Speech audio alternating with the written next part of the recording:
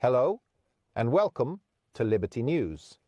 Today we're going to talk about the climate threat, or what some call the climate crisis. Is there really a climate threat, or is it just made up?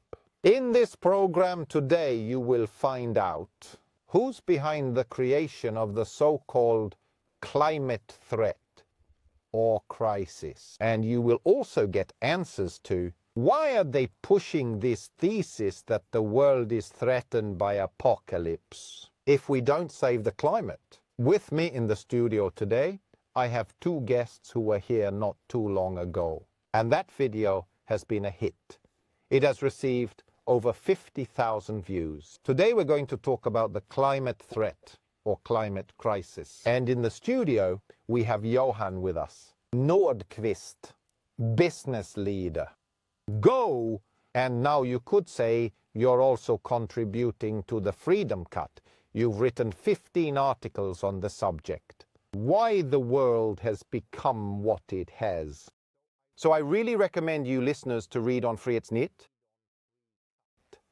And then we have with us a celebrity from when you've lived in Russia for over 30 years. That's right. Exactly right. And Rikard Högberg has also. You've been the editor-in-chief for Dagens Industry in Russia. That's right. And been in charge of plenty of other operations as well. Welcome both of you. Thank you. First question to you. Greta talks about the Earth being on the verge of destruction. Is that true? No, it's just a wave. It's just made up. It's just fiction. I've been driving for 50 years now and nothing has happened.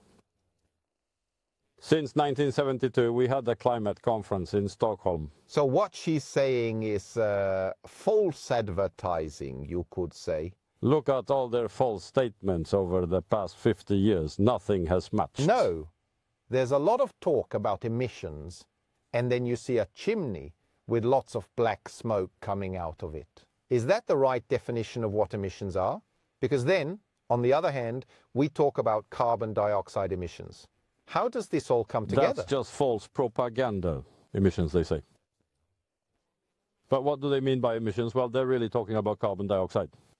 But carbon dioxide is invisible. So when you have a chimney with a lot of smoke, that's not carbon dioxide. So it's false advertising again? Absolutely. Yes. Or when they talk about polar bears dying, that happened in 1973. A decision was made to stop polar bear hunting. Then they were down to 6,000 polar bears. Whoa. Since then, the population has recovered. And now there are between 25,000 to perhaps 35,000. And now they are starting to eat Eskimo families instead. This is typical. The press lies. This was a hunting ban when they came with helicopters and shot the polar bears, just like how they shot the bison from the United States railroads. Then Woodrow Wilson came into the picture. I believe that for me it was in 1913 that it became forbidden to shoot bison as well. But then one could say that reducing emissions, that's something not something one needs to do, I think. Or carbon emissions need to increase. Exactly. Then we get a greener world, a true green transition.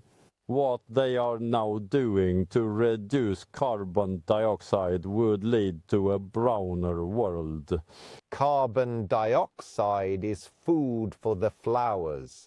They take their nourishment from the plants. This is just terrible. But if you look back in history, so I know we have had some quite significant temperature increases. Can you tell me a bit about what it looks like? The time for today, when we listen to the discussions, it sounds like. This is the first time we're seeing this. And it's going to cause a temperature increase then by 1 or 2 degrees that will happen. In the near future, or the next 100 years, it will mean the end of the world. What does history tell us about this? Can anyone answer that? For example, take the Bronze Age, my favorite area Back then it was 2 to 4 degrees warmer, and there was high culture both in the Nordic countries and Northern Europe. And that was when many of our communities were established. We had the roads down in Skåne set up and so on. This was a high culture during this time. Then it turned green. They even grew wine. There are several 100 million years for research and record with ice cores and other ways to measure temperatures.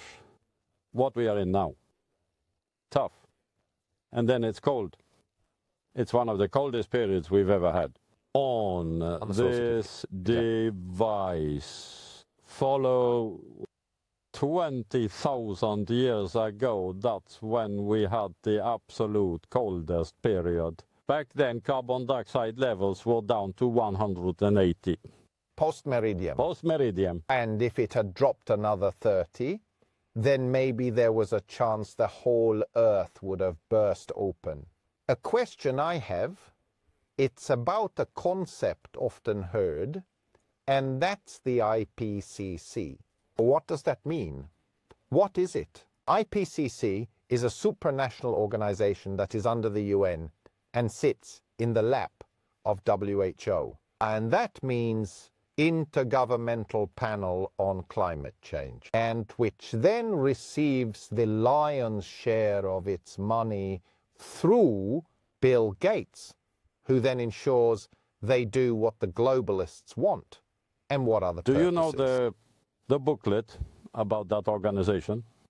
Yes, this one was tasked with investigating humanity's impact on the climate. It was not tasked to understand why the climate changes, just humanity's impact. Would it then say that humans had no impact on the climate? Then they would have to shut down. And bureaucratic organizations usually don't want to shut themselves down. Instead, they just want increased influence. Is this climate threat being used? And this carbon dioxide lied to gaining control over humanity, down to the smallest detail. Now, we should also know that this is about to become a $1 trillion deal. That is American trillions. It's a lot of money. Many people are involved, and they don't want to give up their positions. And for a doctoral thesis and so on to be approved and marketed within the different institutions, that's how you must write, as the IPCC wants. This is just the same as in the old Soviet Union. When your doctoral thesis wasn't approved, You inserted a number of Lenin quotes. so the doctoral thesis was approved. Then Johan has a message for the listeners. Go ahead and share. Being a freedom user is an amazing job, and alternative media are super important for us to get the truth. Factual analysis of what's actually happening in the world. So stand up and contribute to this important service. And as they do, this isn't free with cameras and computers and people who need to write and prepare. Fight and stand up, because we all need an alternative good media. Truthful good media. Thanks a lot, Johan. Now, I actually have another question for you that I know many listeners are very interested in getting an answer to. Once upon a time, there was a lot of talk about the greenhouse effect. And today, people talk about the climate-a-thon. Can you explain to our viewers what's the difference, the greenhouse effect versus the climate threat? Yeah, I mean, all this climate hysteria started sometime in the 70s. First, there was talk of a new ice age, which itself is closer to the truth. Did it get warmer? And then they start talking about the greenhouse effect, that it would get warmer. But then when it didn't get warmer, they needed to talk about climate threats. And then everything could be included. flooding, drought, storms, and separation. And now, as soon as there is anyone, if there are slightly unusual weather events, they say it's a climate threat. It is complete nonsense. A book that I want to recommend you viewers to actually order and read. It's here on Freedom Cut, written by Staffan Mörner, titled, Should One Worry About the Climate Threat? We'll be looking at some other books too during the broadcast that we'll be promoting. But this book you can order at FrihetsNytt. It is written by Staffan Mörner, and he does a very good job of explaining why the climate issue. The ATOT is just a big scam. But moving on to you. In that context, I can say that I've compiled a thorough list of references and background materials. And Patrick Moore has just released a book in Swedish, his latest. And he is one of the founders of Greenpeace and is very, very knowledgeable. A man of integrity who should really be listened to. And here I want to add one thing. Patrick Moore, the book is titled Invisible Disasters and False Alarms About Earth's Doom. And he is one of the founders to this organization. And it's very interesting that such a prominent person steps forward and rejects these claims that the Earth is about to perish. It might be a bit more credible, so I really recommend ordering this book. We don't have it on FrihetsNytt, but I'm sure if you go online, you can definitely find it. If you type in the title and name, it will find Carnival Publishing releases it. Then we will continue with the questions. There's a lot of talk about a green transition. What is that, Rikard? The green transition is one of those terms they use to take control. Okay, like Johan mentioned, back in the day, there were many. Very green, meaning periods with jungles, and then we have had very high carbon dioxide levels. First comes the heat, then the carbon dioxide grows. They follow each other, but it's the heat that increases first, not the other way around. It's important to know this.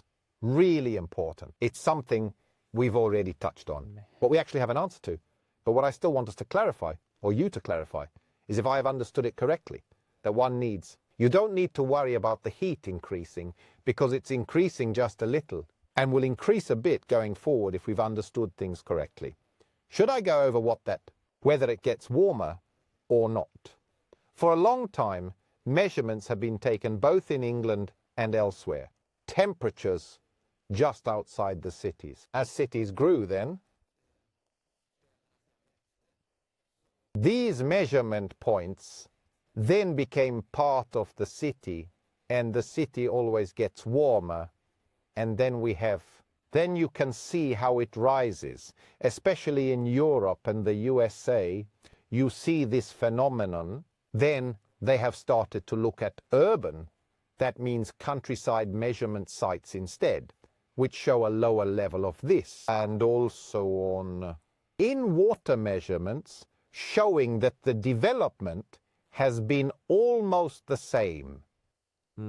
You were going to say something, Rikard. No, Johan. Measurements have shown there can be a 5-degree difference in the center of Paris. And what is in the countryside? We have a reference to E.R. Giver, who won the Nobel Prize in Physics. He says it's completely impossible to measure an average temperature across the globe. Down to the decimal point here. But of course we've had warming over the last 300 years, though it's minimal. And it has no impact whatsoever from human activity. Here I want to ask a question, and it's a question many people ask themselves, and it's about how can the experts have been so wrong, and this is actually a question I want you to look at. Might go in and comment in the comment section Why have the experts been so wrong? I want to ask you, why have the experts been so wrong? Does this apply to all experts? They get it. They get paid. Those that are then tied to IPCC or in any way dependent on the IPCC and the central globalist, if we call them the mafia, they get paid to do this. Then there's a whole cadre of very skilled researchers, and we have this global warming petition project signed by 4,847 scientists, of which something over 9,000 have doctoral degree. You had the car, right? So what you're saying here, Rikard, is that the scientists do not agree. It's not that there's a consensus, but rather large disagreements in the academic world about whether there's a climate threat or not. Did I get that right? These are the competent researchers, the 31,000. There is a great consensus among researchers who are equipped to answer this question, that the climate, it's not humans who have had an impact, but it is. I would like to refer to this, as Rikard mentioned, Global Warming Petition Project. I think you should read their summary. Whose summary? So that we listeners get it clear. Let's see, it's 31,847 American researchers, of which there are 9,029 with someone who has a PhD. And they say this: there are no convincing scientific proofs. Human emissions of carbon dioxide, methane, or other greenhouse gases causes or will cause catastrophic warming of the Earth's atmosphere or disturbance of the Earth's climate in the foreseeable future. Furthermore, there is massive scientific evidence that increased levels of carbon dioxide in the atmosphere produce many beneficial effects on the vegetation and animal environment on Earth. A small comment on this you're reading. It's actually quite astonishing.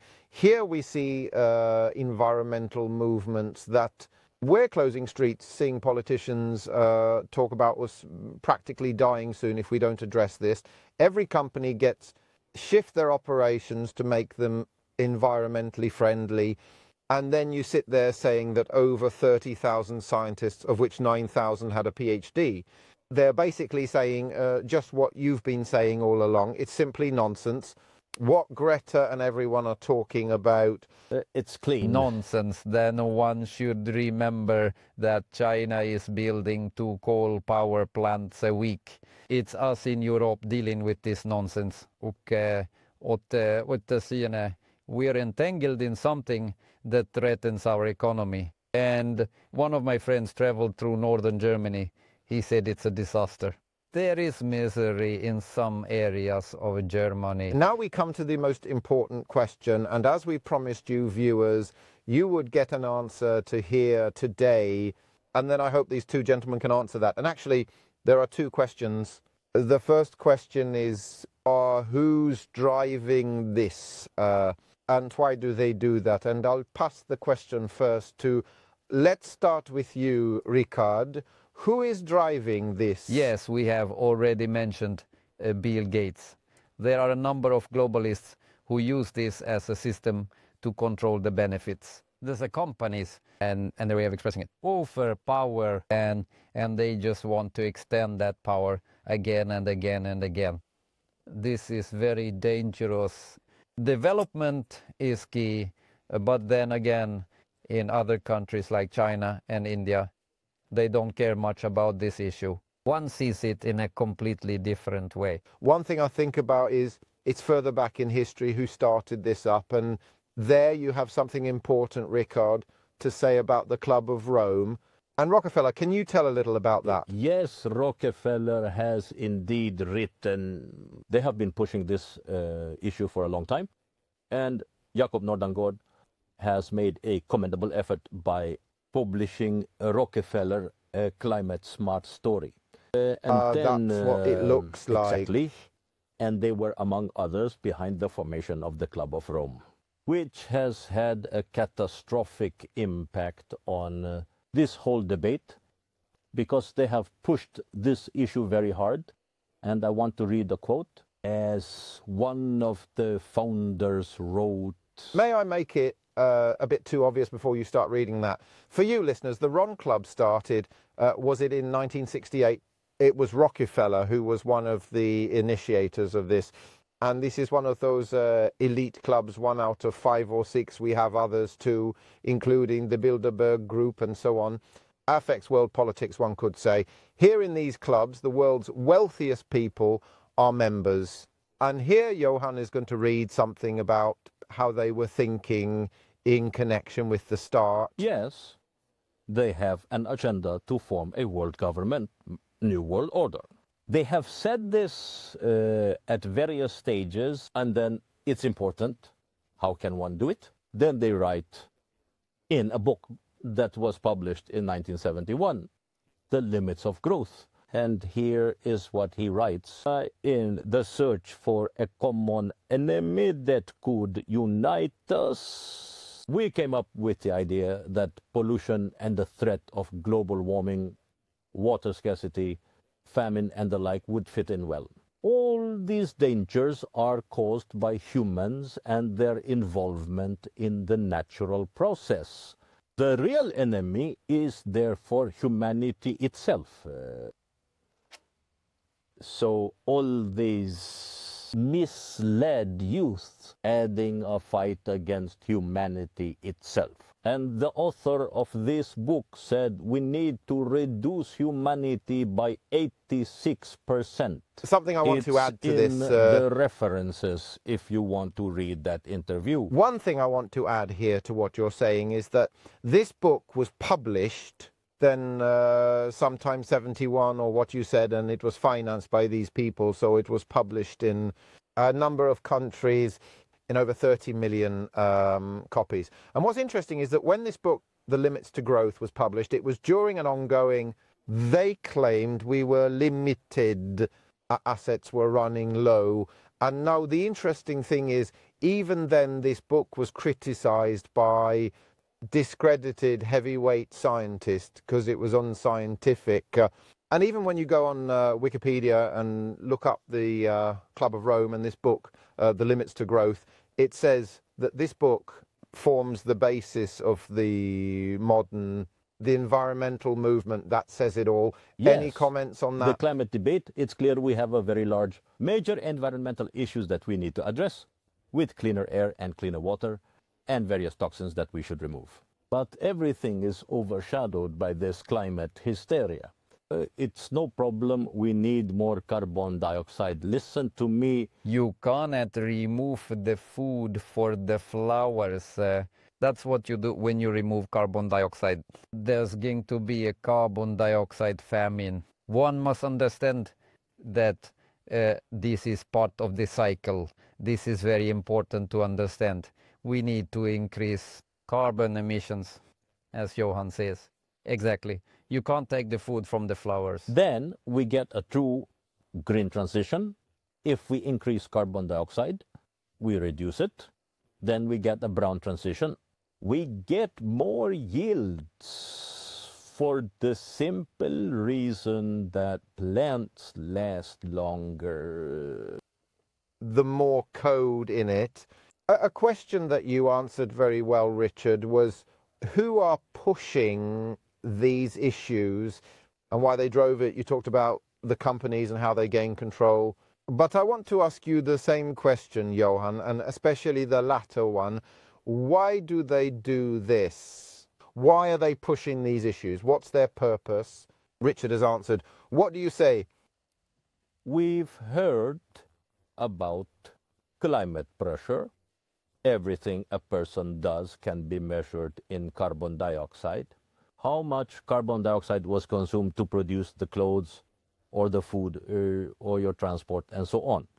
So it means that to measure your climate footprint, you need to measure human activities in the smallest detail. And they want control over and be able to, this is a fantastic control instrument. And then electric cars, well, you're not allowed to use them because with electric cars, you can control what people do. And you have these central bank digital currencies, which means central bank to digital currency that they want to introduce. For then you can track absolutely everything we trade and everything we do. So this is an amazing control tool, and that's why they're pushing this issue so hard. To you viewers watching now, please go ahead and comment. What are you thinking? Who's in charge behind the scenes? Who are behind this agenda of scaring people all over the world into believing the Earth is in peril due to a fabricated climate threat? And then to the next question, why do they do this? Is it, as Johan and Rikard say, about power and money? Is there any other purpose than... But I want to move on to the next question. And the answer is pretty obvious, but I still want to ask it, and maybe you can... Let's broaden the discussion a bit. Why can't we have an open discussion about this in the media? Because you could say the discussion in the media about the climate threat, whether it exists or not, whether carbon dioxide is good or bad, it barely exists. What do you say, Johan? Why can't we talk about this? Or why not do it? They brought up credible individuals like Patrick Moore and had discussions with Johan Rockström. He was supposed to be discredited. They wouldn't stand a chance. They don't have any peer-reviewed scientific studies, as they say, a document proving their theory is valid. History shows it doesn't last. There's nothing they can come up with. And Patrick Moore and all those other guys. William Hepper is another possibly amazing... the world's foremost on carbon dioxide. Roy Spencer, William Song, there are many incredibly skilled people, but they're not allowed to come forward because you're supposed to say it would punch a hole in their entire agenda that they want to have. That's why they would lose their funding too. And now, remember, they are already in decline. And that's why it's so interesting that FrihetsNytt is bringing this up now. So, traditional media is collapsing. In the USA, we see that even the digital means are losing large viewership numbers. Now there is a chance to push through a message that's the real deal. It's happening finally. That old media is about to crash. One thing that is talked about a lot is phasing out fossil fuels. What are your comments on that? Start with you, Richard. On the contrary, out with the old gasoline cars, bring out these vintage cars and make a big impact, feed the flowers. I would like to say that John Kerry's biggest contribution to the world is that he travels in his own airplane. Perhaps even his own farts that he puts on the various things, that's part of the carbon dioxide that comes out. This is his way to, it's not fossil fuel, forget about that. Can you define a bit, what are fossil fuels? Can you tell me, Johan, a bit about it? What is it? It's a big lie they claim. I have a source that means fossil fuel is indeed fossil. Fossil fuels are constantly forming in the earth and under the association with carbon and nitrogen and under high pressure and temperature deep into the earth constantly creates fossil fuels, so they won't run out. But to clarify a bit here, what do you mean by what is a lie about fossil fuel absence? There is something called abiotic and biotic. That is derived from plants and animals. And it's not quite like that. You've discovered oil at a depth of 10,000 meters, where there have never been any plants or animals. At the same time, there are lots of oil wells that, when emptied, are sealed off and then filled again. The Gulf of Mexico is a prime example. So the whole agenda of calling it fossil fuels was that it would soon run out. It's very limited. So then we can charge a high price. Exactly. This was a way for Rockefeller to maximize his profits. It's fascinating when you look at the limits to growth. That book they released in 30 million copies to influence the world. And scientists criticized this book because it wasn't scientific enough. Then you can see here that the main thesis of the book is to discuss, for instance, the oil is about to run out, an infinite source of energy. It was shown that this wasn't true, but it's being made all the time. So you mean to say that the thesis presented in this book had a purpose, and it was to raise prices, to making this source of energy much more expensive, you could say. Yes, maximize their profits. It's that simple. And to control man, because you must control the climate, just as they always wanted. Then you must have a supranational world government that dictates to everyone else what they must do. What we're doing now is very harmful to the environment and for nature, with wind turbines and solar energy, and we can't compensate. Take care of the distance for the wind turbines and the solar energy, pure environmental destruction. But looking at specifics, they argue that we see that there are different types of extreme weather around the world. And it is a result of there being a climate threat. The glaciers are melting. They claim that's why there are lots of volcanic eruptions and floods. Similar. Isn't that so? Looking at this research that William Happer, among others, is conducting, they have reviewed and observed hurricanes and tornadoes and so forth. No greater noticeable difference. It's a way to trick us, and by owning mainstream media, they've managed to push this through. Now, mainstream media is on the verge of collapsing. It's no longer profitable. It no longer works. They don't have the money. And one of the most important, the sources of the money have previously been the SWIFT system. This group has been able to earn $128 trillion a year, but not anymore. Other systems are on the way. One thing I want to tell you, listeners, before we continue, it's that it's important. It's important that if you have a different opinion than what these two gentlemen, bringing it up now, and want to come to Tulsa, please contact us at FrihetsNytt. Maybe it's you, sitting in this chair and being able to present your thesis, because what we need in our society today, there are discussions among people who hold different opinions. And in a healthy democracy, in a healthy freedom of speech, we would have this discussion in our regular media. Had experts who believe in the existence of a climate threat and experts who believe there is no climate hope, then we would have seen a debate between the two, and we don't see that today. But here at Liberty Average, you are warmly welcome. So don't just sit at home and complain if you have a different opinion, but get in touch, us. And so you are welcome to join if you want to, and have something sensible to contribute. But I'll hand it over to you, Johan. You were about to say something before we ended the discussion.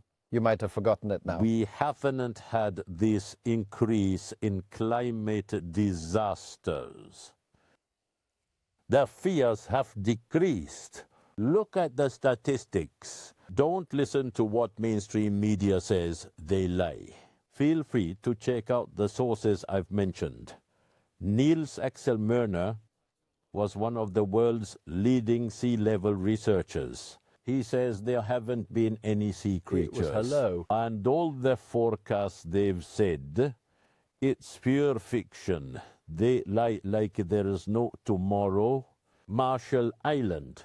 30 years ago, they said the Marshall Island would be underwater. They are not. They were supposed to be underwater 10 years ago. But here we come to something interesting. All these claims they make about climate change, they are not true. They're building walls against sea level rise in Scania and Norrköping. So you mean this sea level, it hasn't increased or hasn't been increasing? Of course it doesn't. Then they must be able to measure it. In many parts of Sweden, there is land elevation. These can vary slightly, but the rise in sea level in the Atlantic has been measured. I believe it's been the last 150 years, with roughly 1.5 to 2 millimeters linearly, just like this, without any drastic slope. Compare that to Al Gore saying the polar ice would melt, and we'd see a 7-meter rise in sea levels. It is so absurd, it's interesting. All of these guys, not at least then, been completely wrong all the time. What up to this truth? Al Gore is just totally controlled. I can tell you that when I was CEO and responsible publisher for Dagens Industry, when I was in St. Petersburg in Russia, we hired him for $50,000. He came over to Reykjavik, Iceland, to St. Petersburg to deliver his lecture. And when he was going through customs and scanning, it showed up like that he had a chip. They saw it on this incision. He was chipped. And then the top customs official said that it's a way to globalists to keep an eye on him, but maybe also save him if he gets older. But Time kidnapped another thing. I'd like to comment on is that we're now seeing very strange fires. And those fires are not natural. They're actually from direct electrical weapons, DEW, which are then released by these JAL planes. JAL 1, JAL 2, JAL 3, and JAL 4. JAL 1 has already been blown up. And they do that because then FEMA comes, that is to say. Which is the Swedish equivalent of MSB, and act to plunder the population. And if you look at what's happening in Hawaii, do these fires stretch right up to Zuckerberg's and Oprah Winfrey's properties? So how can you do that? I would like to conclude with the 2 questions, and they'll probably come. It takes some time to respond to them. And the first question to both of you. I was thinking of starting with that, Johan. Would you start answering? It was your day. And your message, Johan, to our politicians and those in the media as well. What is your message to them? Allow an open debate. We're about to make a catastrophic mistakes. For miscalculations with steel and everything, it's utterly nonsensical. And the wind power development, please, you're ruining our whole country, our environment, our nature, and the people living in that area. Let it not happen. There are much, much better alternatives. One would be to build coal-fired power plants, make friends with Russia, and import gas. After all, we have a pipeline in Nord Stream 2 that's still sinking. Coal-fired power plants are the fastest and most efficient way to generate electricity. Another interesting one approach would be to set and spend $1 billion or something like that on developing free energy. Free energy is possible. Sweden, do something. It was possible 100 years ago. You can open that door and let the world flourish. That's my message to you. Thank you so much for that, Johan. And now over to you. What's your message to our politicians and media? And you can take the opportunity, like Johan here too, to share what your message is called in the Swedish people. To the politicians. Listen to Elsa Widding. She has amazing knowledge and is already in the parliament. Listen to her. She's sitting on a wealth of knowledge. Don't block her initiatives. It would transform Sweden to a much better place. The other politicians in various places say to read things not coming from mainstream media. Broaden your knowledge base. It's incredibly important. Ordinary people. So here's how it is now. I feel that there is intellectual stimulation when you meet someone who is a plumber or a carpenter and so on, who has their own thoughts, than anyone bought economy or who sits at some bureaucratic office who doesn't dare to say quack even once. Completely uninteresting. It's not them, but the working people who carry the knowledge. Very good, beautiful, closing words. And with that said, I want to say thanks. Both of you, thank you for being here with us today. It looked like you wanted to say something there. Final question. Yes, that was actually what is your message to the Swedish people. And you answered that, and that was also there what was you more can do. to the politicians. But to the Swedish people, I would like to say, don't be fooled. You are misled. The ones you think you are protesting against are actually the ones controlling you. Make a revolution and rebellion against this. We need truth. We need freedom and justice. Demand it from your politicians and stop. Stop accepting this constant gloom. It's not just in this subject, I'd say. It's almost universal wherever you look. So demand truth when there is scientific evidence that clearly tells what it is. It has to be the concluding words. And with that said, I also want to tell you listeners, thank you for being with us today. And this is not the last time you will see Rikard Högberg and Johan Nordquist here in our studio. Thank you for being with us. Thanks to both of you.